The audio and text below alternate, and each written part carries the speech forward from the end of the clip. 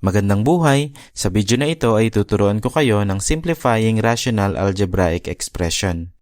Simulan natin dito sa example number 1. So, isi-simplify natin itong 4a over 12b. So, para ma-simplify natin yan, i-apply natin yung knowledge natin sa factoring. So, kuhanin muna natin yung GCF ng 4 and 12. So, lagay lang natin yung mga factor ni 4. Pwedeng 1 times 4, pwede ring 2 times 2.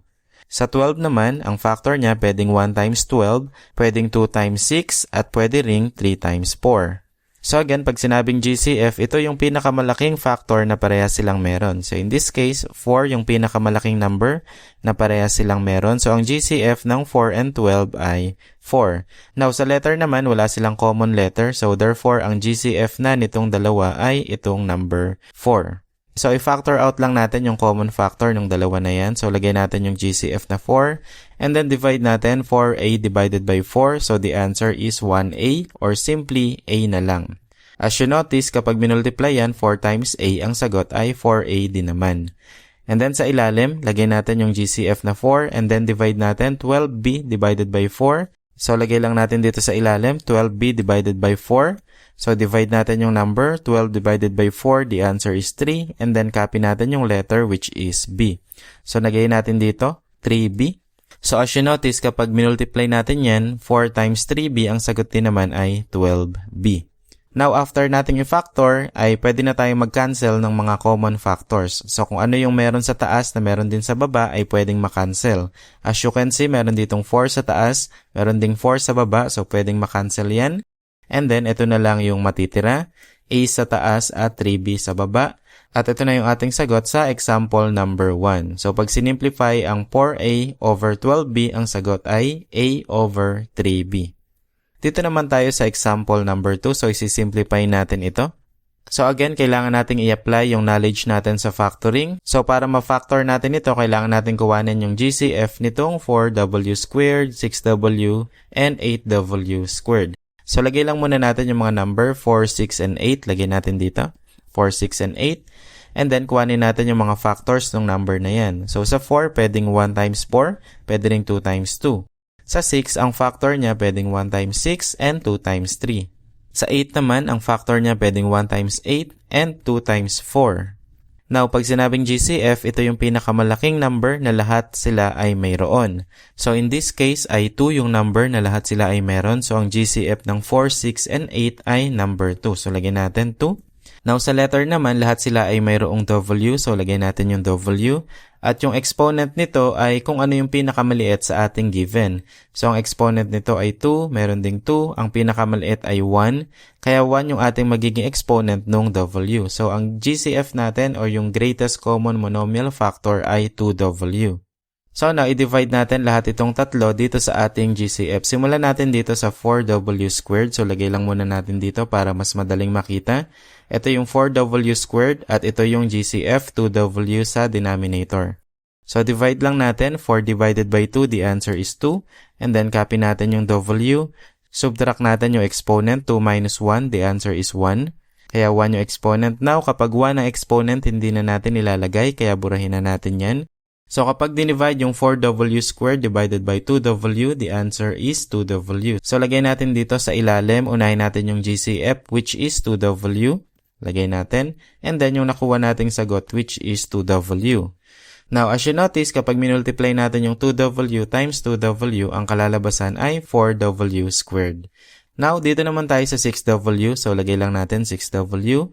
Lagyan natin ang denominator na GCF, which is 2w, dito sa ilalim.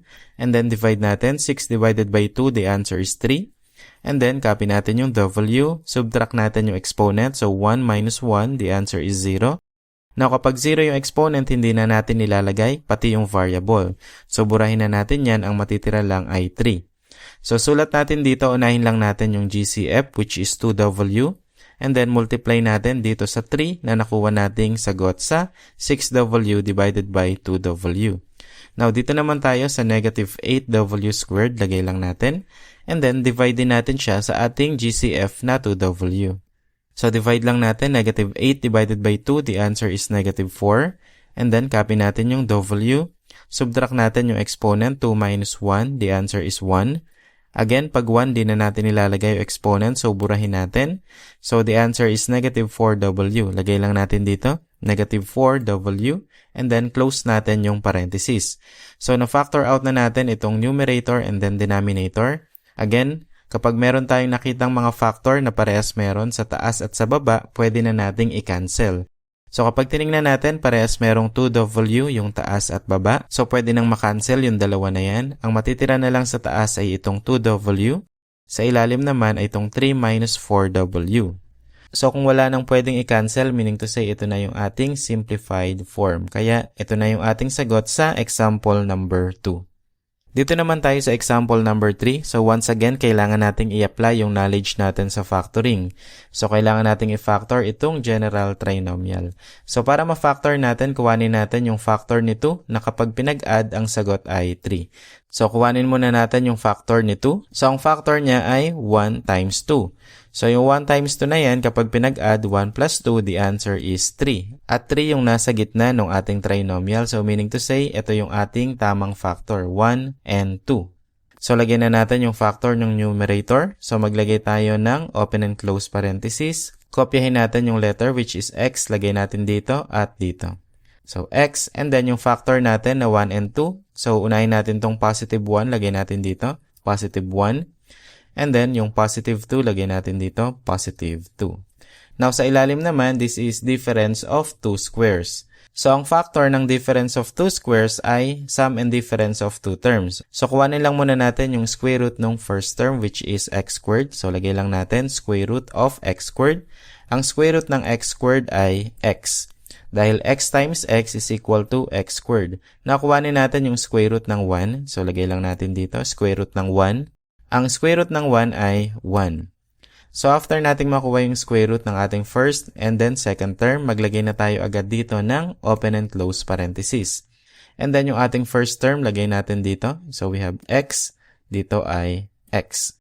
And again, ang factor nito ay sum and difference of 2 terms. So, maglagay tayo dito ng sum, which is plus. At dito naman yung difference, which is minus.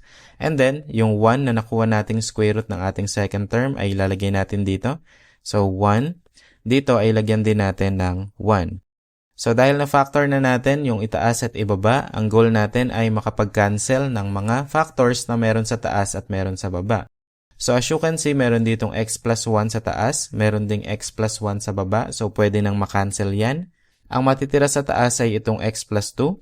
Sa ilalim naman ay x minus 1. So, kung wala ng factor na pwedeng i-cancel, ay meaning to say ito na yung simplified form. Kaya ito na yung ating sagot sa example number 3. Dito naman tayo sa example number 4. So, again, kailangan nating mag-factor dito. So, unahin natin itong taas. So, kuhanin natin yung factor ni 4 na kapag pinag-plus, ang sagot ay 5. So, ilista lang muna natin dito yung mga factors ni 4. So, pwedeng 4 times 1, pwede ring 2 times 2. Pwede ring negative 4 times negative 1 and negative 2 times negative 2. Again, kailangan yung factor na yan kapag pinag-plus ang sagot ay 5. So, kuhanin natin yung sum ng mga number na yan. 4 plus 1 is 5, 2 plus 2 is 4, negative 4 and negative 1 is negative 5, negative 2 plus negative 2, the answer is negative 4. Ang number dito ay positive 5 at itong factor ang nakakuha ng 5, kaya ang gagamitin natin ay itong 4 and 1. So, maglagay na tayo dito sa taas ng open and close parenthesis. Lagay natin yung variable na given which is y dito sa dalawang unahan. And then, yung positive 4, lagay natin dito, positive 4. At yung isang factor which is positive 1, lagay natin dito, positive 1.